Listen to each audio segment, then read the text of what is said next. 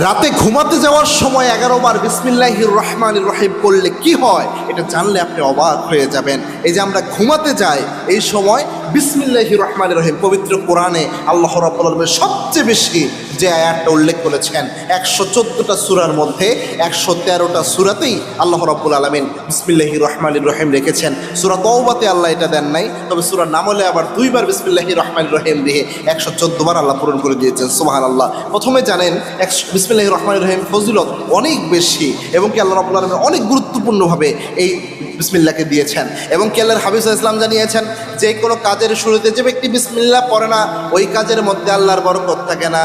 কোনো কাজের মধ্যে যদি কোনো ব্যক্তি বিসমিল্লাহ পড়ে শুরু করতে পারে ওই কাজের মধ্যে আল্লাহ বরকত ঢেলে দেয়। একবারও ওমর রাদিয়াল্লাহু আনহুর সময় রোম সম্রাট ওমর রাদিয়াল্লাহু আনহুকে চিঠি দিলেন। ওমর আমার মাথা সব সময় ব্যথা করে, ওমর রাদিয়াল্লাহু আনহুর কাছে চিঠি পাঠালেন। খলিফাতুল মুসলিমিন ওমর রাদিয়াল্লাহু আনহু তিনি যখন এই চিঠি পেলেন ওমর রাদিয়াল্লাহু আনহু ওই রোম সম্রাটের জন্য একটা টুপি হাদিয়া পাঠালেন। ওই টুপিটা যখন রোম সম্রাট নিজের মাথায় দিতেন মাথায় দেওয়ার সাথে সাথে তার মাথা ব্যথা ভালো হয়ে যেত। আবার যখন মাথা থেকে খুলে ওই টুপিটা রাখতেন আবার মাথা ব্যথা শুরু হয়ে যেত। রোম সম্রাট চিন্তা করলেন এই টুপির মধ্যে কি এমন জিনিস রয়েছে এটা মাথার মধ্যে দিলে মাথা ব্যথা ভালো হয়ে যায় আর মাথা থেকে খুললে মাথা ব্যথা আবার শুরু হয়ে যায়। রোম সম্রাট টুপিটা খোলা শুরু করলেন। খুলতে খুলতে রোম সম্রাট দেখে টুপির মধ্যে লেখা রয়েছে বিসমিল্লাহির রহমানির রহিম। সুবহানাল্লাহ। এই জন্যে বিসমিল্লাহির রহমানির রহিম অনেক গুরুত্বপূর্ণ প্রিয় ভাইয়েরা। এই বিসমিল্লাহির রহমানির রহিম রাতের বেলায় কেন বললাম?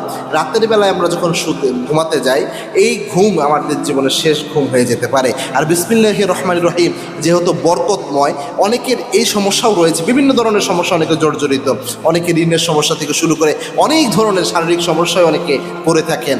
আপনারা বিসমিল্লাহির রহমানির রহিমের যেহেতু বরকত রয়েছে আল্লাহর বরকতই একটি আয়াত এটা, সুতরাং এই আয়াতটা 11 বার মিনিমাম যে সমস্যাটা আপনার রয়েছে এই সমস্যার নিয়ত করে 11 বার পড়ে কোরআন সুন্নাহ ভিত্তিক যে দোয়াগুলো রয়েছে এই দোয়াগুলো পড়বেন, পড়ে এরপরে ঘুমাবেন, তাহলে দেখবেন কোনো না কোনো ফজিলত আপনি ইনশাল্লাহ পাবেন। তবে এইভাবে 11 বার পড়া এটাকে আপনি বাধ্যতামূলক মনে করবেন না। 11 বার এই জন্যই বললাম যে কোনো জিনিস বেজোর সংখ্যা পড়া এটা হচ্ছে নিয়ম, আলেমরা প্রেসক্রাইব করে। ইন্নাল্লাহু বিতরুন ইউহিব্বুল বিতর, আল্লাহ নিজে বেজোরকে আল্লাহ রাব্বুল আলামিন পছন্দ করে। এই জন্য 11 বার বললাম, 7 বারও পারেন 5 বারও পারেন, কোনো সমস্যা নেই। বেজোর সংখ্যা পড়বেন এবং এটাকে বাধ্যতামূলক মনে করবেন না যে এটা করলে এটা হবেই হবে, এরকম না।